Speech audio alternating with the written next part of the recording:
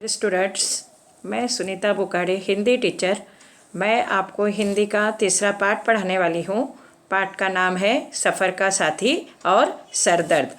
सफ़र का साथी और सरदर्द, इसका अर्थ है साथ में यात्रा करने वाले साथी किस तरह धीरे धीरे सिर दर्द का कारण बन जाते हैं। इस पर लेखक राम नारायण उपाध्याय जी ने करारा व्यंग किया हुआ है। राम नारायण उपाध्याय जी हिंदी के प्रसिद्ध लेखक तथा स्वतंत्रता पूर्व के लघु कथाकार हैं। इनका जन्म 2 मई 1918 को खंडवा मध्य प्रदेश में हुआ है।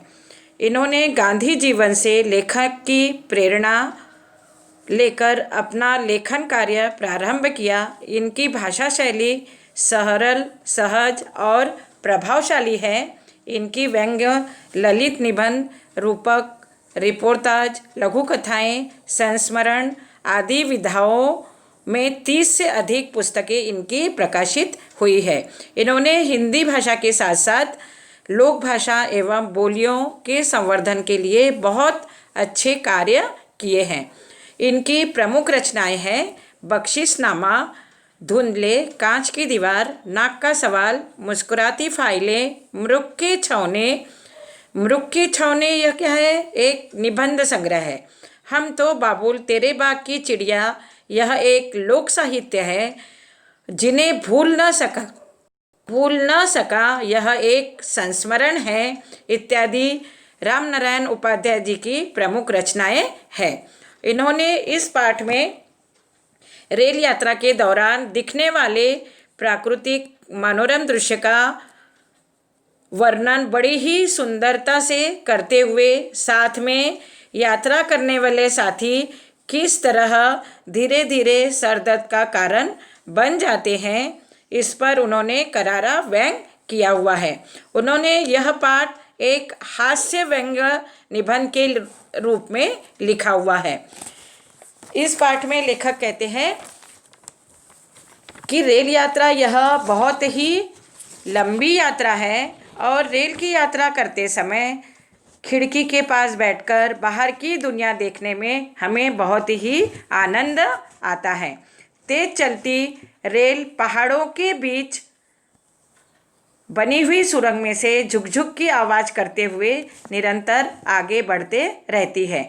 ऐसी दृश्यों का आनंद रेल यात्रा के अतिरिक्त अन्य किसी यात्रा में हमें नहीं मिलता। इस पाठ में एक्सप्रेस की तुलना एक मित्र के समान की गई है। जिस तरह तेज चलने वाला व्यक्ति दूर से ही अपने मित्र को देखकर उससे मिलने के लिए क्या करता है? अपनी चाल धीमी कर देता है और उसी तरह एक्सप्रेस ट्रेन भी क्या करती है? एक्सप्रेस ट्रेन भी सारे स्टेशन उसके एक मित्र के समान होते हैं। जब वह स्टेशन से धीरे धीरे चलने लगती है तो उसे देखकर ऐसा लगता है मानो वह अपने मित्र से विदा लेकर आगे बढ़ रही हो। लेखक को रेल यात्रा करना बहुत ही पसंद है, परंतु कभी कभी हम सफ़र यात्रियों की वजह से वे बेहद परेशान हो जाते हैं और अपनी यात्रा का आनंद ठीक तरह से उठा नहीं पाते। रेल यात्रा करते समय कोई यात्री समाचार पत्र पढ़ने के लिए मांगेगा तो कोई यात्री पूछेगा भोपाल गाड़ी कितने बजे हैं, और कोई कहेगा 3:15 बजे है, तो कोई कहेगा टाइम बदल गया है, पहले तो 4 बजे पहुंचती थी। लेखक को गाड़ी में बैठकर अच्छे अच्छे अनुभव आए।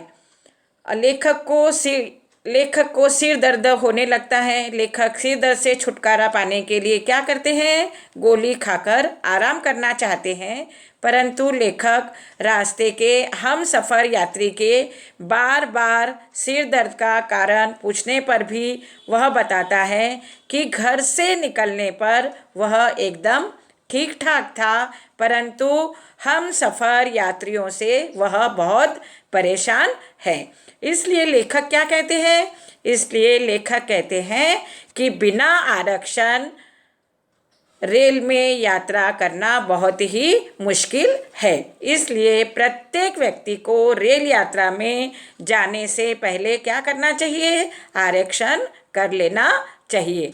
बढ़ती जनसंख्या यह भारत की क्या हो गई है? एक बहुत बड़ी समस्या हो गई है, जिसकी वजह से लोगों को कई समस्याओं का इसमें सामना करना पड़ता है। रेल यात्रा भी रेल यात्रा पर भी इसका असर ज़्यादा होने लगा है और इतनी ज़्यादा संख्या में यात्री होने के कारण सभी को आरक्षण वाली सीट नहीं मिलती। बढ़ती जनसंख्या का नियंत्रण करना यह हमारे लिए बहुत ही ज़रूरी माना गया है। इस तरह इस पाठ में के माध्यम से लेखक ने यह संदेश दिया है कि हमें रेल यात्रा करते समय मांग कर अखबार पढ़ने वाले, अनावश्यक बात करने वालों, बिना मांगे सलाह देने वालों से बचते हुए अपनी यात्रा का आनंद उठाना चाहिए।